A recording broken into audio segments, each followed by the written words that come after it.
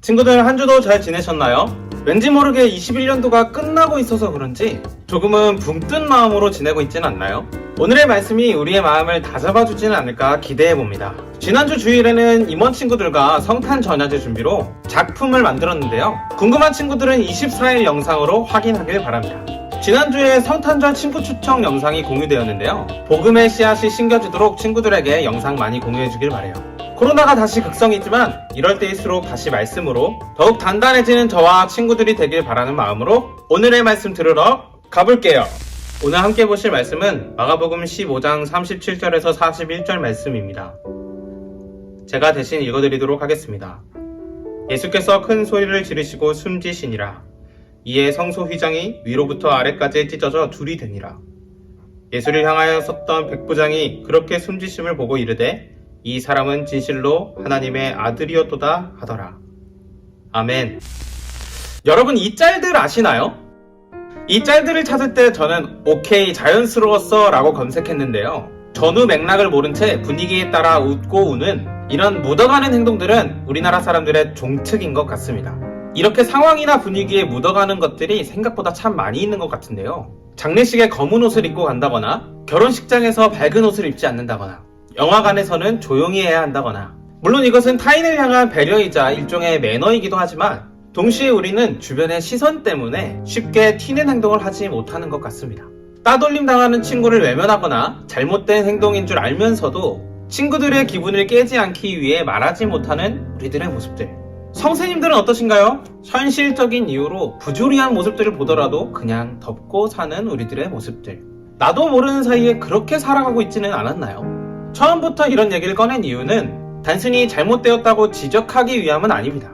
오히려 이러한 모습들은 너무나 자연스럽고 당연한 모습들이지 않나 생각되는데요. 흘러가는 흐름을 깨는 행동은 생각보다 쉽지 않은 것 같습니다. 올해 초부터 살펴봤던 마가복음에서도 두 가지 흐름이 있었는데요. 예수님을 따르는 흐름과 예수님을 배척하는 흐름. 이 두 가지 흐름이 계속해서 엎치락 뒤치락 하고 있었습니다. 그러던 중 오늘 본문에서 예수님께서는 십자가에 달려 죽으시면서 예수님을 배척하는 흐름이 완전히 기세를 잡은 듯해 보입니다. 그런데 그렇게 예수님의 흐름이 완전히 끝난 듯한 상황에서 흐름을 깨고 예수님을 향해 찐 고백을 하는 한 사람을 보게 되는데요. 오늘은 그 이야기를 함께 나눠보고자 합니다. 지난주 나눴던 향료옥합을 깨트린 여인에 대한 이야기 이후 참 많은 일들이 있었습니다. 최후의 만찬을 제자들과 함께 하시며 최초의 성찬식을 하시고 제자들과 함께 기도하러 산으로 향하십니다. 기도를 마치셨을 때에 예수님을 배척하는 무리에 의해 예수님은 곧 붙잡히시게 되는데요. 붙잡히신 예수님은 공회에 끌려다니게 되고 그 사이에 예수님을 따르던 많은 제자들은 예수님을 떠나가고 배신하게 됩니다. 예수님은 신성모독이라는 죄명을 받고 십자가형을 받게 되는데요. 오전 9시경에 십자가에 달리신 예수님께서는 물과 피를 다 쏟으시고 오후 3시가 지나 십자가에서 숨을 거두시게 됩니다. 예수님을 지지하던 모든 사람들에게는 실패와 절망의 시간이었을 것이고 허탈함과 그리고 슬픔만이 가득한 그 시간 속에서 너무나 뜬금없는 고백을 하는 한 사람이 등장합니다. 바로 백부장이라는 지위에 있던 한 사람이었는데요. 우리에게는 익숙하지 않은 이 백부장이라는 직급은 사실상 당시 로마 군대의 장교 계급이었습니다. 백부장의 휘하에는 100명에 가까운 병사들이 있었고 15년 정도 복무해야 이 직급에 오를 수 있을 만큼 높은 직위에 있던 사람이었습니다. 로마 군대 백부장이나 되는 사람이 예수님의 죽음을 처음부터 끝까지 다 지켜보고 나서 했던 말은 이 사람은 진실로 하나님의 아들이었도다 였습니다. 로마는 당시 황제를 신성시 여겨서 다른 신을 따르는 것은 황제에 대한 모독이었습니다. 그럼에도 불구하고 그는 예수님을 하나님의 아들이라고 신적 권위를 인정하는 발언을 했던 것이죠. 더욱이 놀라운 것은 이 백부장은 유대인들에게 있어서 외부인이었는데요. 외국인으로서 어떠한 소속감도 없던 그가 하나님에 대해서 어떻게 말하였고 심지어 예수님을 하나님의 아들이라고 어떻게 얘기했는지는 여전히 의문이기도 합니다. 한 가지 확실한 것은 모두가 예수님을 떠나가고 배반하는 그때에 모든 흐름이 실패와 절망을 치닫고 있는 그 순간에 완전 외부인이었던 한 외국 군대 장교가 예수님에 대한 가장 바른 고백을 했다는 것이죠. 백부장이 하는 이 고백은 예수님이 세례를 받으시는 그 장면이 오버랩 되는데요. 당시 하늘로부터 이는 내 사랑하는 아들이다 라는 음성이 있었고 그 전에는 하늘이 열리는 광경이 있었죠.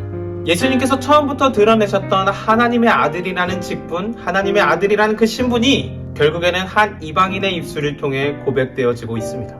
이 외부인 백부장은 지난주 함께 나눴던 향유 옥합을 깨트린 여인과 참 많이 닮아 있는 것 같습니다.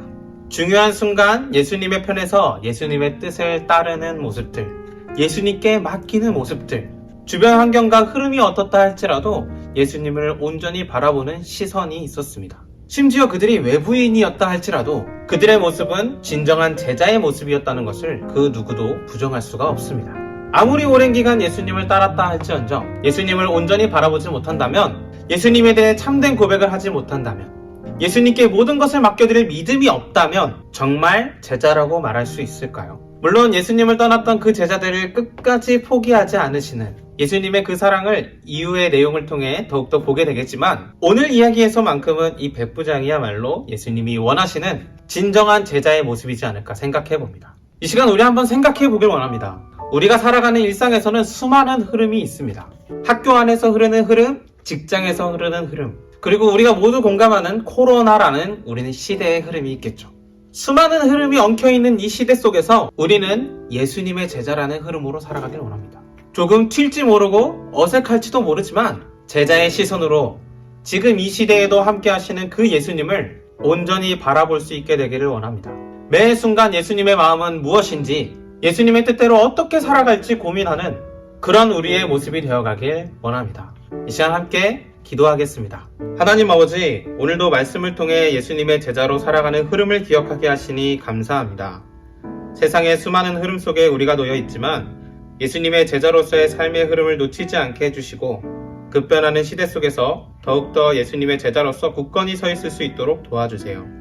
예수님을 온전히 바라보고 예수님의 뜻대로 살아가는 제자로 우리를 부르신 예수님의 이름으로 기도합니다. 아멘.